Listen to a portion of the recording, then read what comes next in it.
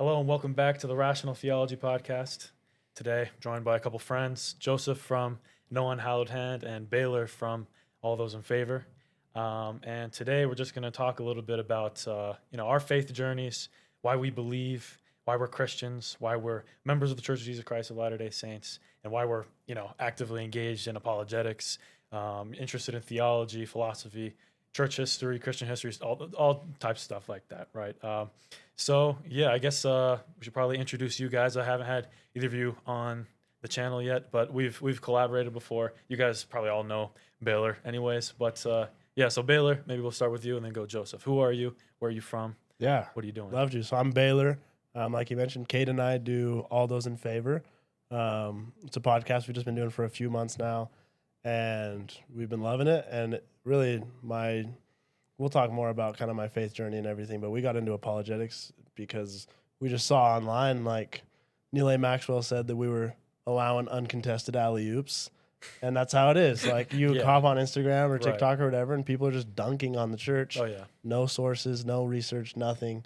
And no one's defending that. So that's how I got into things. I'm from Sandy, Utah, 24 years old. I'm single, so just, hit them up. Do your thing. Hit them I'm up. just kidding. Come on. But yeah. Well, my name's Joseph. I'm just a freshman, BYU. I'm living up here in Provo. I from Dallas, Texas. Grew up there pretty much all my life. Grew up in the church. Like Baylor said, we'll talk about kind of my journey into this later. And I am just kind of starting with the podcast, No Unhallowed Hand, with a buddy over at school with me, and we're excited to see where it goes. I'm excited to be here. Yeah, sweet. And I mean, you guys know me. I'm LJ. I'm 21. I'm also freshman, almost like sophomore in BYU. Credits are weird, but so, and I've already, my first episode, I was a full on my conversion story and stuff. So I probably won't go super as in depth as Baylor and Joseph will, but I'll obviously rehash some of the main themes and stuff. But I guess Baylor, you're the oldest here. Do you want to start with your why do you believe? Yeah, I'd love to. How you're here? So yeah, I was born in the church. My mom's side of the family, that's like my pioneer Mormon ancestry. And then my dad is a convert to the church. So my dad, his family's from Seattle, and his grandparents were immigrants from Norway. And so my dad was 22 years old, kind of just bumming around Jackson Hole, Wyoming, kind of the ski bum, smoking pot, doing his thing. And my dad, he was actually hitchhiking down to Mexico to buy some weed. I don't know if he wants me to give all these details or not, but my dad was hitchhiking down to Mexico, and this girl from Jackson Hole was like, yo, if you need a place to stay on your way down there, my parents are in Utah. And so he, on his way down, crashed, rolled up to this girl's family's house and was like, hey, your daughter said I could crash here in Ogden, Utah. And they were like, yeah, bet. Let him stay for the night, gave him a Book of Mormon. Oh, nice. And at the time, he was kind of like exploring faith, and he was like reading all of these Eastern texts. And he was actually reading this, I want to say, Hindu text that talked about if you fast there's a story of this guy who fasted for 3 days and found his home. And it was, my dad had been fasting for 3 days while hitchhiking. And on that third day was when he came into Utah and met this family and got given a Book of Mormon. And so, I don't know, that's just something that he always mentions when he tells this story. And I think it says a lot about our perspective of like religious inclusivity. Yeah. That we hear that and we're like, yeah, like of course God can work through this text from another faith, and he did. And so anyways, he went down to Mexico. He studied the Book of Mormon for like the next year. Okay. And then he had a wedding out in California, and he called this family and he was like, hey, I've been reading the Book of Mormon. I've been reading A Marvelous Work and a Wonder, and I'm ready to join your church.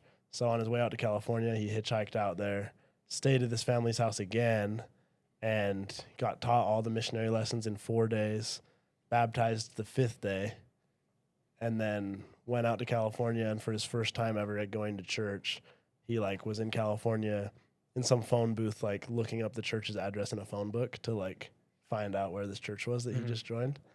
So anyways, that's how both of my parents I kind of both sides there. Like my mom was born in the church, my dad's a convert. And then for me growing up, I was raised in the church here in, sweet old Utah.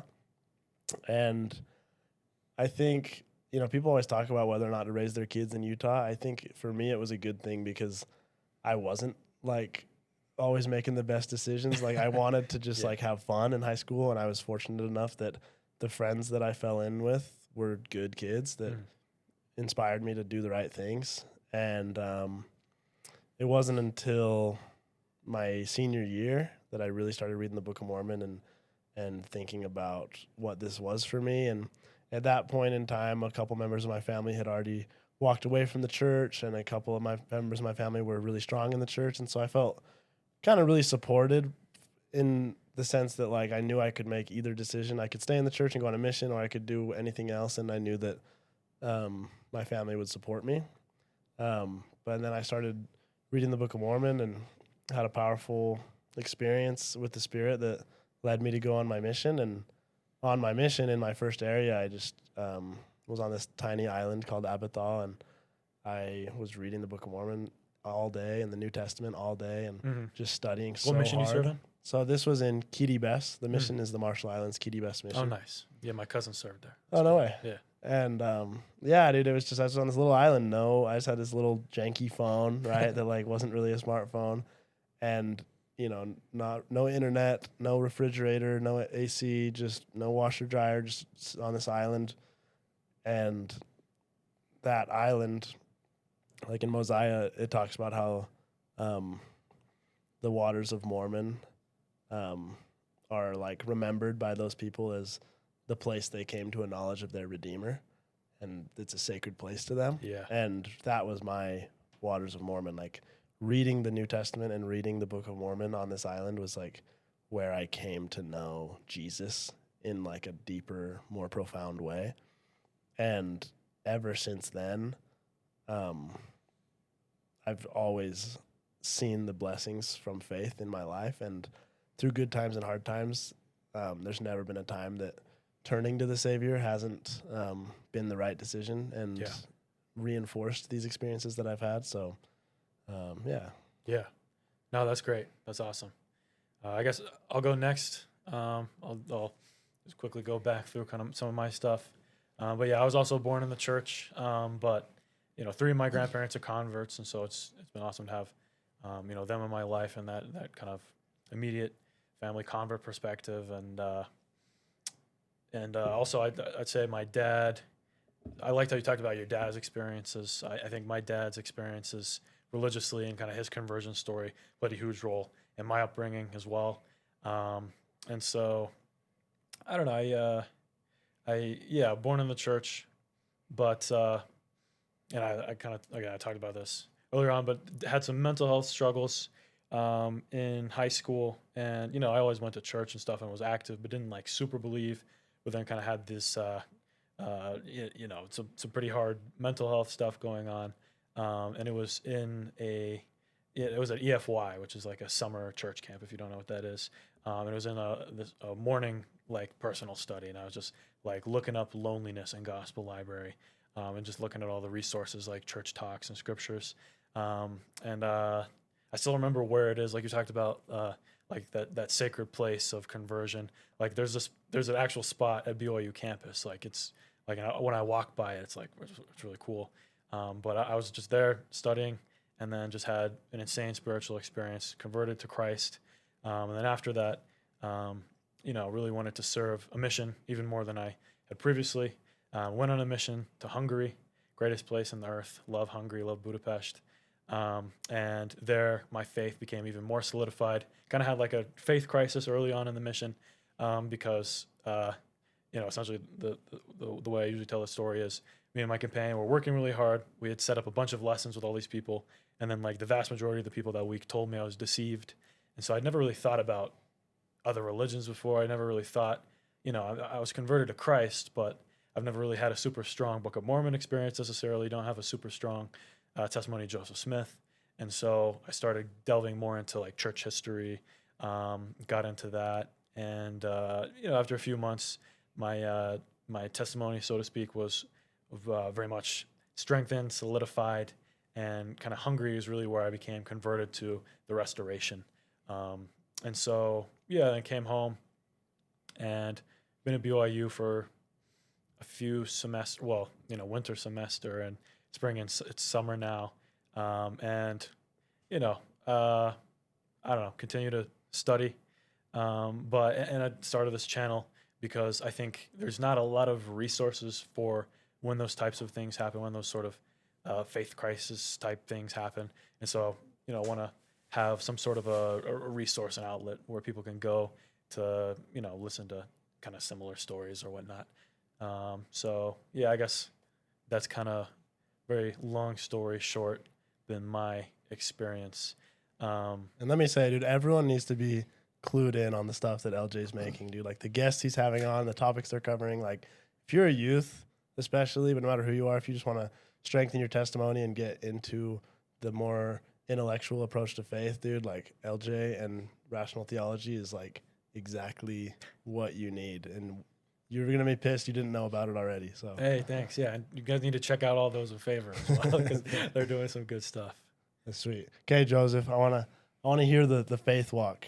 All right. Well, what's interesting is I kind of, when you guys are talking about yours, kind of like I saw like elements of like mine is, and which like kind of happens a lot. You find across different stories, but I mean, I guess we all started talking about our parents, so I'll start there as well. It's just like Baylor, my mom, traceable back to pioneers, it's a pretty solid line of in the church, right? Very faithful. Both my parents are very faithful, still are to this day, always were. It's a very good resource to have to me. So my dad, he's actually born and raised in Mongolia, of all places. And then obviously he didn't know about the church when he was, growing up. I think his parents were atheists. My grandparents, they're still atheists over in Mongolia. But his mom, so my grandma, she kind of was working with the LDS missionaries there. I think like just cooking for them or something like that. And then so they asked her one time, they're like, hey, what can we do for you? She's like, I want my son to go to the U.S. to get some better education. So my dad was foreign exchange. He was actually living over in Boise, up in Boise, Idaho, with a family who happened to be LDS. And through that, it's a pretty funny story too. They had the host family, they had a son who was my dad's age. They became friends. And then their son decided to play a prank on my dad, say, hey, you have to speak in sacrament meeting next week. And so my dad, just this foreign exchange kid, not very proficient in his English, thought it was, he was being for real. So he went and read all the missionary discussions to prepare for his fake talk. And then just like that, he got kind of hooked into the gospel and then started, learning more about it, had a few more pretty crazy experiences and ended up getting baptized. Went to BYU, Idaho for school, met my mom, they got married. And I'm the third of 5 kids and yeah. So both your parents are from Mongolia? Just my dad. My mom's American. Oh, I see. Sweet. And she was, I see. Dude, that's rad, bro. So both your parents ended up at BYUI, and then you grew up where? So I was actually born in American Fork when my dad was going to grad school, getting his MBA at BYU. But pretty soon after, I think when I was about 2, we moved to Dallas, Texas, a little suburb about 30 minutes north of Dallas that I've lived in all my life, same house, same ward. It's been wonderful. I love Texas. Yeah. You get a lot of exposure to like other faiths, other cultures. It was really, really solid upbringing, I think. So I was raised in the church, raised in the faith, went to church every week, always went to primary, every youth activity, pretty much as general as you can get. And my parents were always very faithful. My oldest sister's on a mission right now, but what happened was when I was 14, it's kind of similar to yours. I went to, not an EFY, but an FSY. And I think it was the first year they did it. Yeah. And that's when I had my first like big conversion moment. I always knew about the church. I, always went to church. I'd say I believed it, but I didn't really have any kind of anything to back up that claim. Right. No experience, no knowledge, anything.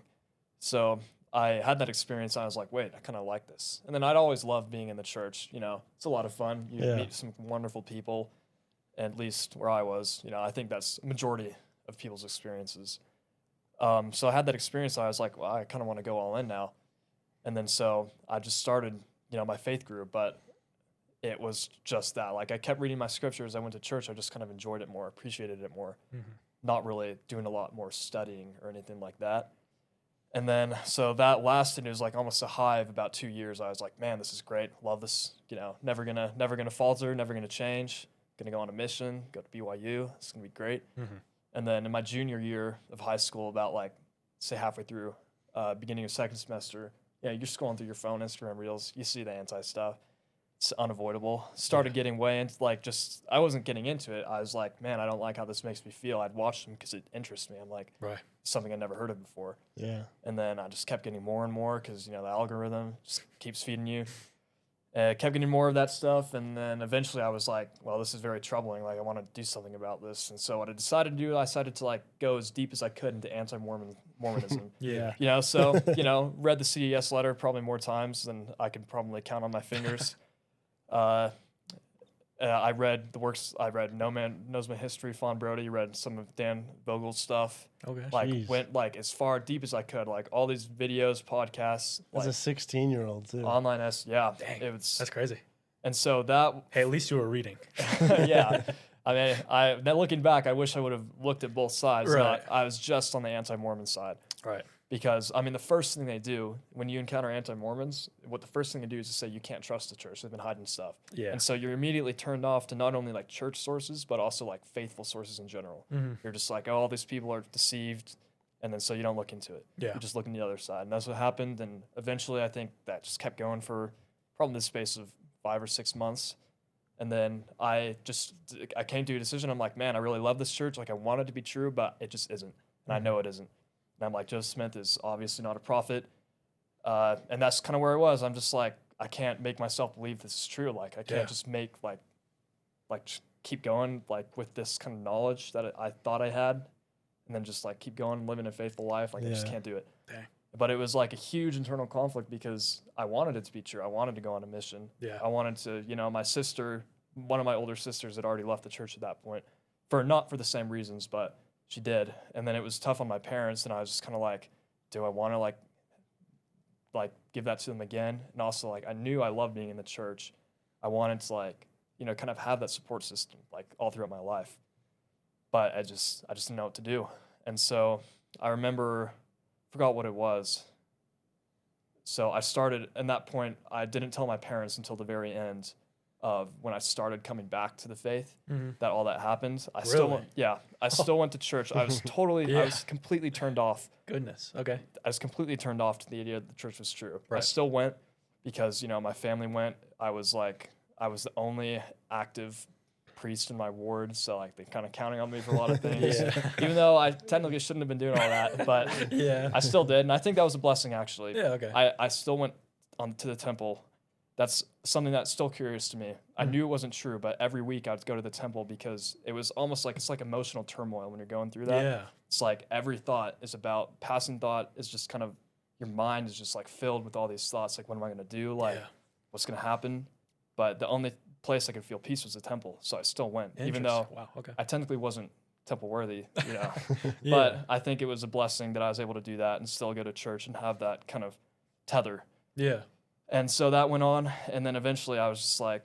So how long were you totally just checked out for? I'd say no longer than 2 or 3 months. Okay. Wasn't terrible, it wasn't super long, but it was... Yeah. If this is beginning of my senior year was when I was checked out. I was I'm done. I'm not I think I was this is where the conclusion. And when you look back on those 2 or 3 months, how did that feel? What emotions are attached to that time? Man, it was awful. Yeah. I remember it was the worst time of my life. And then I had a pretty good upbringing. I didn't have a lot of hard experience with mental health and stuff like that, but that was definitely the worst period of my life. It was just because I wanted to be true so bad. It was also the time when I was okay, I'm thinking about what I want to do after high school, mission, college, what's going to be up with that. If I don't believe in the church, obviously I'm not going to mission, number one. Number two, I don't want to go to BYU. And so I was just kind of, like I said, I remember distinctly, I worked as a lifeguard all of my senior year. I remember just sitting on the lifeguard stand watching the water. The only thing I was thinking about was just this stuff all the time. Yeah. It was just super tiring. I couldn't go to sleep at night. Dang. Because of all this. And I was also always reading my Book of Mormon, just begging for a witness of its truth. Because I was kind of what you say is I was okay, this isn't rationally defensible. The only way I can justify my belief in this is getting some sort of spiritual witness. Right. Because, I mean, that does like trump everything else, really. Sure. So I was like, but I mean, never came. And then eventually so at the end of that period of time when I was just totally checked out, I was still praying and stuff. And then I got like the kind of like answer, not the answer I was looking for. I was looking for, this is true, like voice in my head. And then I'm like, oh, sweet. Yeah. There we go. I can move Everything's on. resolved. Yeah. But what I got was like just the feeling that like you need to look more into it. You need to study it. Right. And then have like figure out what you want to do. And then I was like, Yeah. I already studied it. I've already seen everything there is. Yeah. And I was like, so I was just kind of thinking about that again, totally like turned off to the idea of apologetics, like Yeah. for the church. And then my parents bought a book. I think this is after I started telling them about it. When I told them I downplayed it a lot, I was like, Okay. I have questions. I didn't tell them that I was like over, but Yeah. but they bought a book, and I'm sure they were inspired to do so. Probably heard of it. Todd Collister's Case for the Book of Mormon. Yeah. Pretty entry-level apologetics, very well-known book. I read it, and then it was giving me stuff I thought like wasn't even there. I'm like, wait, there's evidence for it? Mhm. I didn't know that. I was just told that there was nothing. Yeah. Yeah. And then so I was like, wow, this is interesting. And so I kept reading more again, just the same cycle, but this time I was doing it positive. I read Hugh Nibley, all of his stuff, read a bunch of books like Terrell Givens, like just learning about like the theology of Mormonism, and along with like the evidence for it, just like total 180. And then it took probably about 3 months, and then I was just totally like back where I was, but better. Deeper understanding, deeper testimony. And then like what birthed from that is just like a super strong desire to like share that. Like, because I knew it was something that other people went through a lot, but I'm like, man, this is like an experience I don't want anyone else to have to go through. But I know there's like thousands of people going through it. Oh yeah. And then so I did not a lot. I didn't have a podcast or anything, but I spoke at like events at the local level, like Stake Youth Firesides. Yeah. Actually, last weekend I was flown down to Dallas to talk to like a big youth conference about this. Hey. So I've had some opportunities to kind of talk about it, and it's been Yeah. great. And so that's why I'm so grateful to have this opportunity, starting the No Unhallowed Hand podcast. Yeah. But it's something that Go changed my subscribe life. to it. We'll link it. It's something that's changed my life, really, Yeah. getting into all this stuff, and it's just very passionate about it, and just want to like put it out there. I think you guys feel the exact same. That's great to be around people in the same headspace. Yeah. 100%. Yeah. So you were 16. Your faith comes under attack on TikTok, Instagram Reels. Yep. What is your advice to another 16-year-old who's going through that right now? Well, number one, I would say I've gone through a few paradigm shifts about this. Like first, it was kind of like, oh, we need to tell everyone like, here's the evidence for the Book of Mormon. We need to teach it, which is cool. It's very, very faith promoting to learn about that stuff. Yeah. But I think the most effective way to do it is, is to kind of have tools at your disposal before it happens. And then so when it comes, and it inevitably will, everyone's going to, like, it's just happening younger and younger. Oh yeah. But just to have those tools to be able to fight against that. And then I think the best way to do that is to kind of understand, like, the theology of the philosophy, like the understanding of God and of us, and why it makes us different, and then, like, the implications of it. Mm-hmm. And then, so another thing I'll mention about the story, there's like so many different parts, and I can't put it all together chronologically. But during the time I was going to other churches when I was out, I was going to other churches, looking into what they believed. And then what I soon discovered, I'm like, well, I don't really like what these people believe. Yeah. I was listening to like a lot of atheists too, just like trashing on Christianity. Right. And like, all the basic stuff like problem of evil and that kind of things. But like they were good arguments. So I was like, Yeah. I don't know if I left the church, I don't know if I'd go to another church. I still believed in Jesus Christ. That was something I always kept, but like you, but I didn't have like a restoration testimony. Yeah. Yeah. So and that's kind of after I like got into all the evidence for it, I was like, wait, I can comfortably believe this, somewhat reasonably. Then I really got deep into what we actually believed, which is something I hadn't known before, fully understood. And I was like, man, this is like so much better than like anything else out there. It's so like beautiful. Like even if there was no evidence for it, I'd still want to believe it. Yeah, because it's something yeah. you want to believe. I can't imagine like, it's like something like if you believe it and it's not true, you don't lose anything. But then it's like, if you do believe it, then it has everything to offer. Oh yeah. And it's something that's so wonderful. And then I think that's the thing that's the most conducive to faith is learning about like what we actually believe, not the why, not like the evidence for and against the Book of Mormon, Yeah. but who we believe God is and how it compares to especially Christianity. Right. And I think if I were to suggest anyone, I've had people ask me, like, give me like resources or books that you think I should read. And then the number one book is one of Terrell Gibbons' book, actually, The Doors of Faith. His whole like thesis of that book is just kind of like the best way to grow your faith is to better understand who God is and who you are and the gospel of Jesus Christ. Yeah. And then so I don't tell them to read, oh, you can read this, or you can like read this debunking of the CES letter. I tell them, read this. Yeah. Number one, because I mean, when you die and go to heaven, we know that like DNC 130 talks about how knowledge we carry it over in the next life. But I really believe that the knowledge isn't, you're not going to be asked or judged on how much you know about the Book of Abraham. You're going to be asked and judged on, do you know who God is and do you know who you are? Yeah. And so it's just so much more important, so much more worth your time. And then I think if I had had that resource, I never would have left. I truly believe that. So if I were to say to anyone struggling, just kind of like, look at what we believe and what other people believe and kind of just decide for yourself what you want to believe. Yeah. Man, you're going to be a good missionary, man. Thank you. That was heat.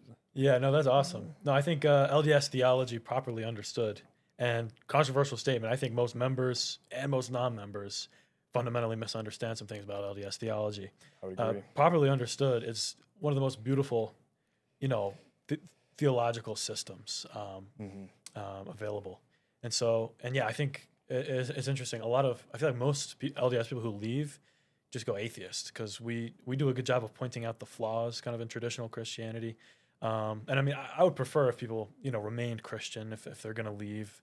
But yeah, I don't know. We have so many answers to, or at least, beginnings of answers to some classical questions, or classical critiques of Christian theology. And I feel like by my estimation, most of the atheistic arguments that I've seen, are usually more targeted at, traditional Christianity, where just the LDS system is so different fundamentally on a philosophical level that a lot of them just go over our heads.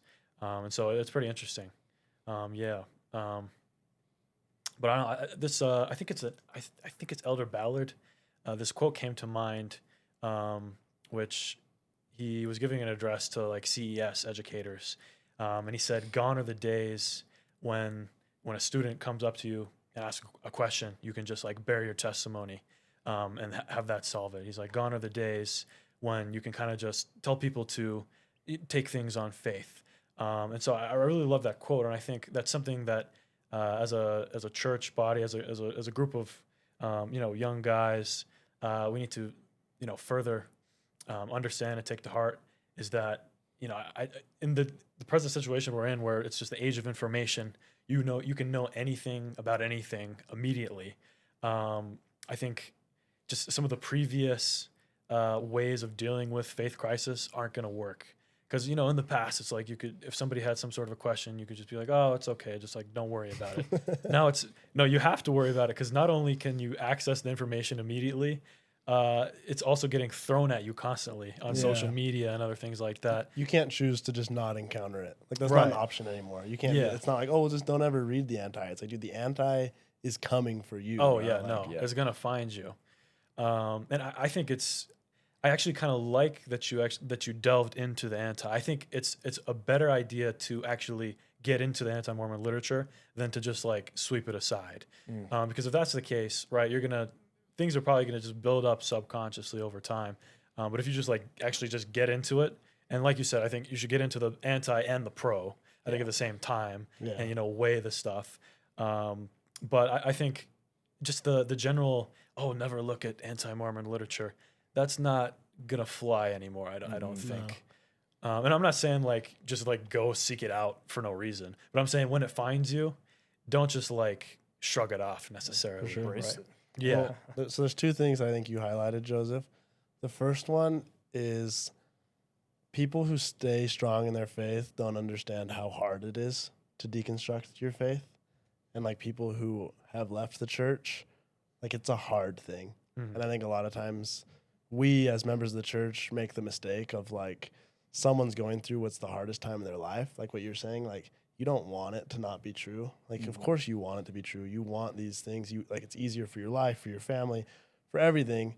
And so sometimes when someone's going through this really hard thing, we, instead of loving them through that hard time, that's the exact moment that we decide to get defensive and push them away. Mm-hmm. And I think that so many of us in the church are guilty of that at times. The other thing that I think you highlighted really well, though, is you thought that you had done research by reading all of the anti-Mormon literature, when in reality, you hadn't truly researched it. Would you say that's true? Yeah. If I could talk on that a little bit, I have this. It's like a clip of a poem that I've saved that talks about this, because like what you hear is like these anti-Mormons, why do you leave the church? Oh, because I studied church history, or I studied. And then the thing is, that's true. Like you study a little bit, you leave the church, you study more, you come back. Right. That's kind of the pattern that follows. And then there's this one poem, I forgot who it was by. Let's see if I can find it. That just kind of like perfectly like highlighted this. It's from Alexander Pope. He said, "A little learning is a dangerous thing. Drink deep or taste not the pure in spring. Their shallow draughts intoxicate the brain, and drinking largely sobers us up again." So he's just saying like drinking shallowly, like not fully gathering everything, and then basing your conclusion off of incomplete research is just so harmful. Not just talking about like Mormonism and faith in general, just in every sphere is true. And then that's what you have to tell them. And like these anti-Mormons come up to me, whether online or in person, because I live in Dallas. And then it's kind of like, just like you say, how much like do you actually know? Like, I guarantee you that I know more about you in this subject. Like, you think like it's kind of almost disrespectful in a way to say these people come up to you and say, you don't know what you believe. You don't know why you believe it. So you think that I haven't like at least given it some thought. And then it even comes to a point I'm like, well, I'm also pretty sure I know more about what you believe than you do. I could like, I'd put some money on that. And then it's just kind of, it really does bless you in a lot of ways to know the importance of deeply researching. Like, and kind of what you're talking about reminded me of, the Hathens have that book, Faith is Not Blind. And they kind of have this paradigm where it's, you have kind of three broader stages in sort of like faith crisis, or just in life in general. You have like simplicity, complexity, and simplicity beyond complexity, right? Yep. And so it's like, everybody growing up has a pretty simple faith. It's like, follow the prophet. You're not going to be led astray. You get like kind of the church's narrative devotional history. And then you kind of find out some things, maybe about the history of Joseph Smith, history of Brigham Young, whatever it is. It becomes complex. Yeah, and then you're like, wait a second. I thought that the prophet couldn't say anything false, or things like that. And it's like, but that has been disproven by these historical facts, if they are facts, right?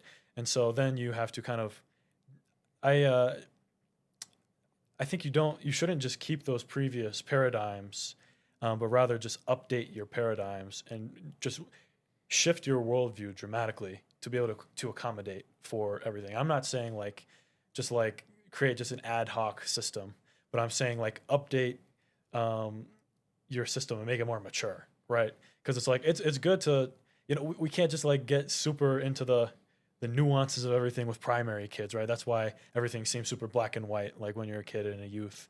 But eventually you're going to be thrust into the scary world of the gray, where things aren't just black and white, right? And that's, I feel like, the great mistake of a lot of people who leave the church is that they never actually get into the world of the gray.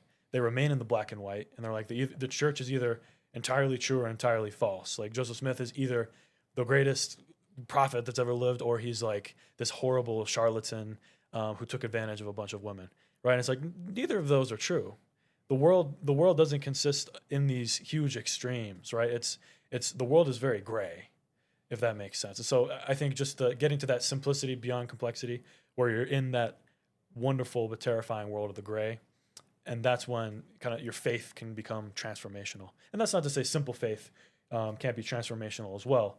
But just in my experience, I don't know, just getting to this deeper level where my faith and my belief system is so deep, it's so intricate, it's so complex, and I really have to wrestle with things. It's just, I don't know. I've been, I don't know. I've come closer to Christ, I think, than I would have had I just shoved things to the side, if that makes sense. Yeah.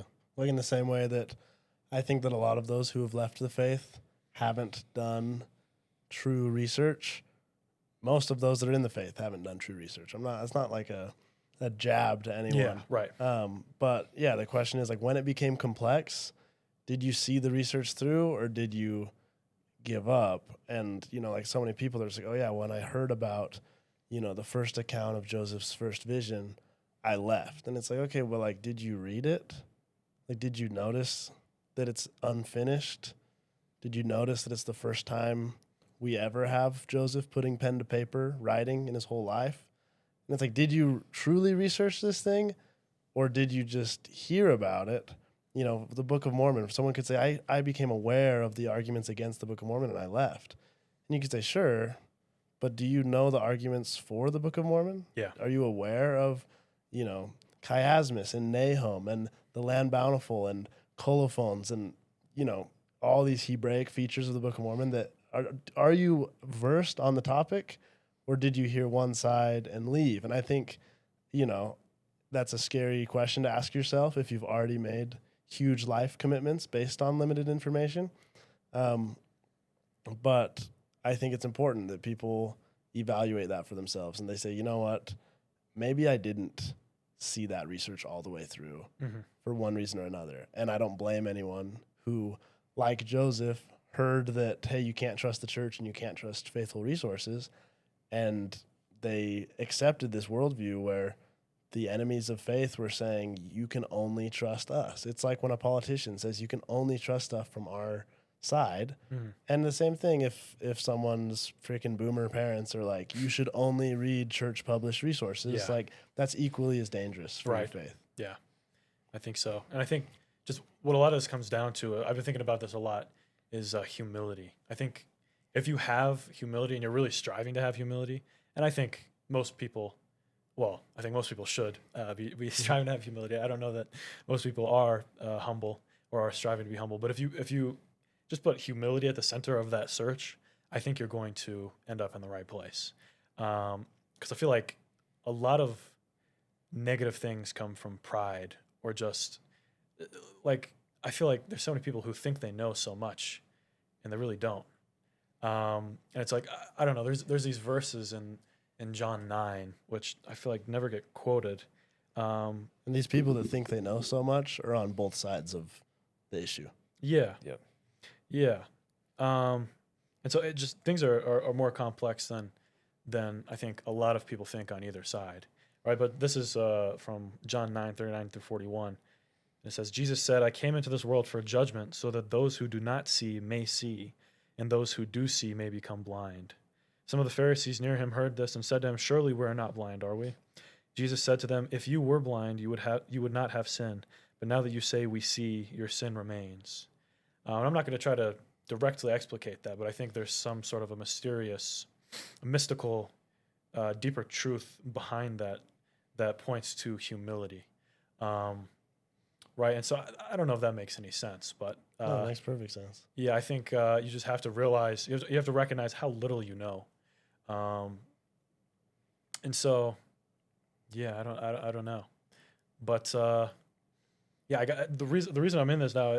I continue to be here, I continue to make content and stuff. Is there's this great verse in First Nephi where he says he gives the reason why he's writing this stuff, right? And he says, for the fullness of mine intent is that I may persuade men to come unto the God of Abraham and the God of Isaac and the God of Jacob and be saved.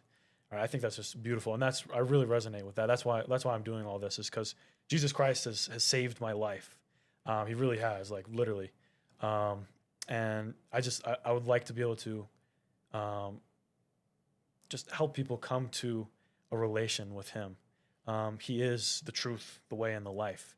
And that's, again, kind of a mystical saying, something you have to come to know experientially.